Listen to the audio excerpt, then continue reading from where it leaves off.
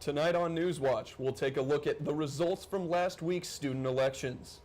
And learn about a new club that'll blow your hat off.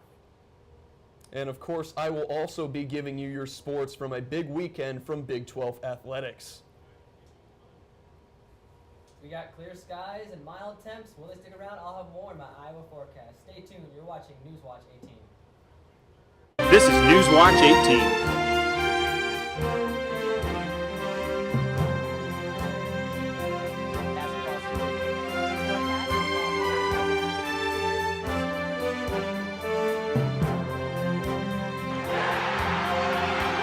Newswatch 18 starts now.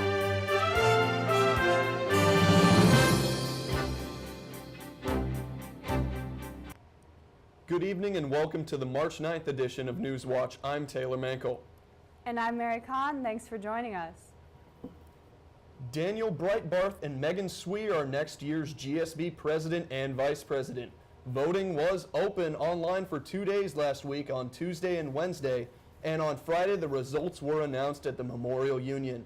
Breitbarth and Sweer earned 66% of the vote, more than double the runner-ups. A little more than 4,000 students voted in elections this year, just shy of 13% of the student body. In case you weren't paying attention closely to the elections, Breitbarth and Sweer ran on a platform of increased campus parking, MU renovations, and safer sidewalks.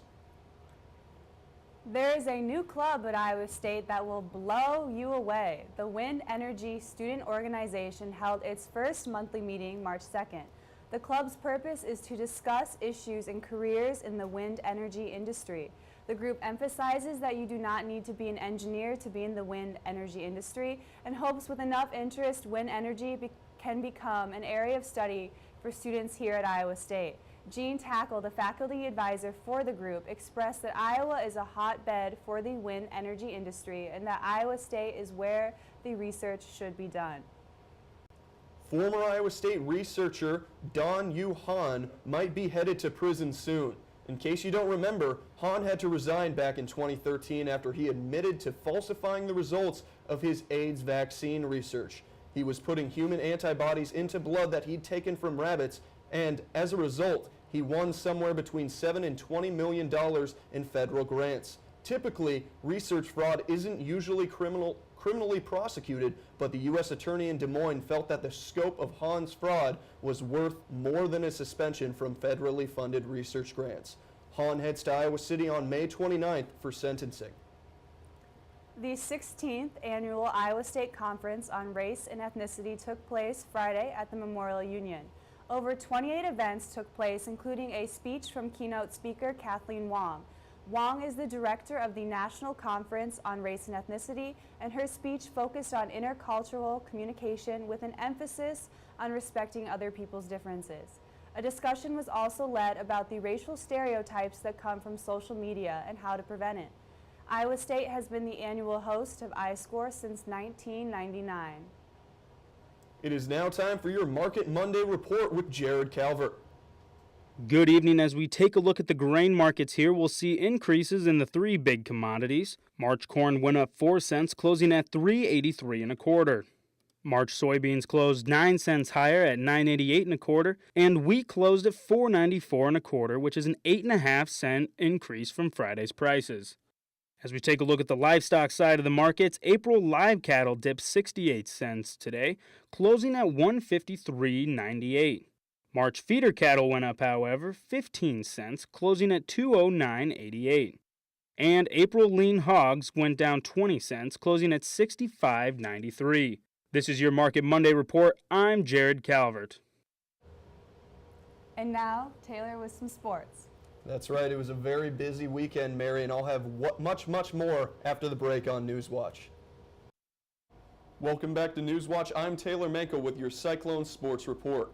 A season-high score on the floor wasn't enough for the Iowa State's gymnastics team to clinch the Cy-Hawk victory this weekend as they fell to the Hawkeyes 195.175 to 195.775 in Iowa City. Haley Young snagged a 9.9 on the floor, tying her career high and boosting the team's floor score to 49.125 overall. Caitlin Brown also scored a 9.9 for her balance beam performance. Brown scored a 39.375 overall at the event, putting her in first place for the all-around. Young finished with an overall score of 39.225, finishing third. Iowa State's next meet will be at home against Temple on Friday night at 6:30 in Hilton Coliseum.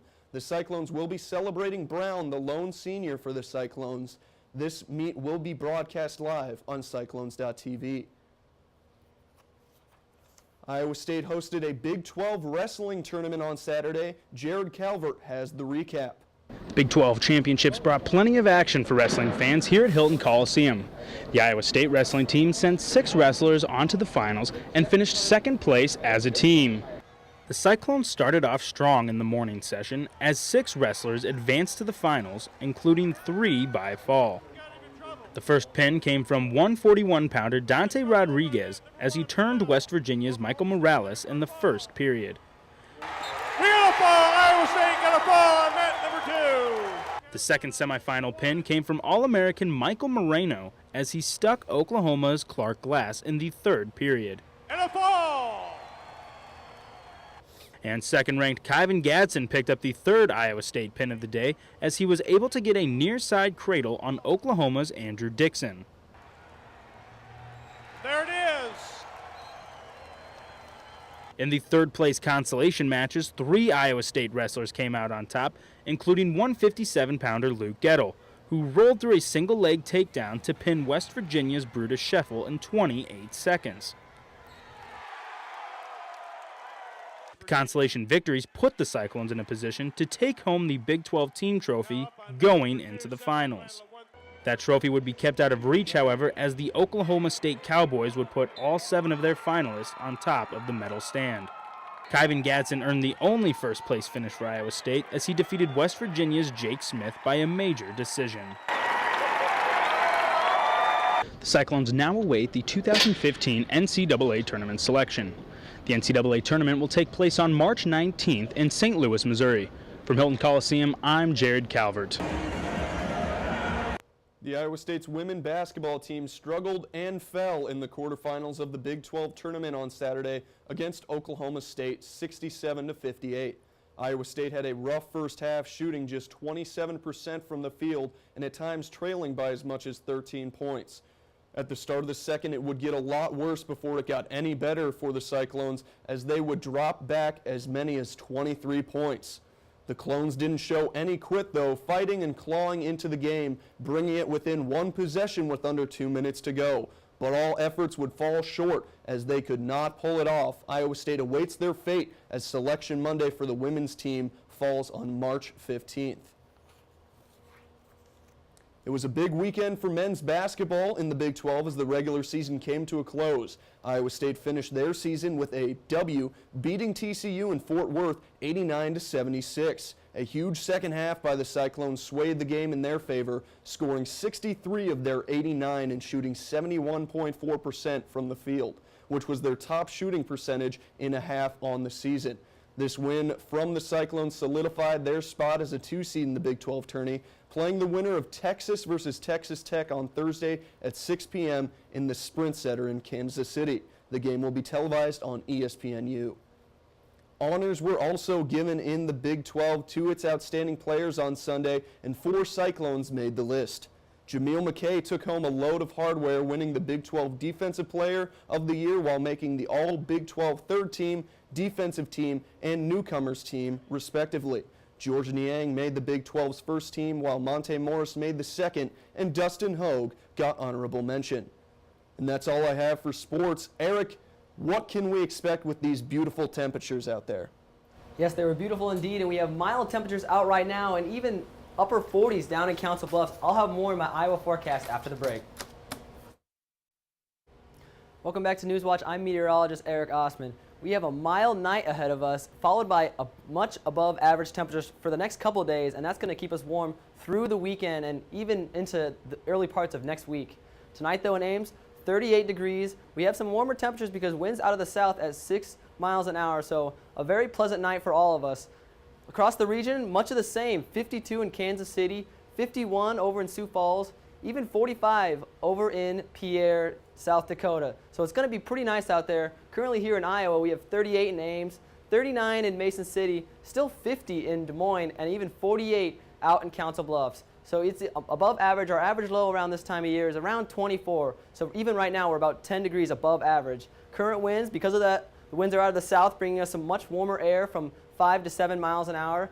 Futurecast shows we have some clear skies tonight, and then we're going to have some high pressure moving into our area tomorrow, and that's going to keep us clear well into Wednesday evening as we have zero clouds. A few try to come up along Minneapolis, but those will stay well north of us, and we'll stay clear and dry.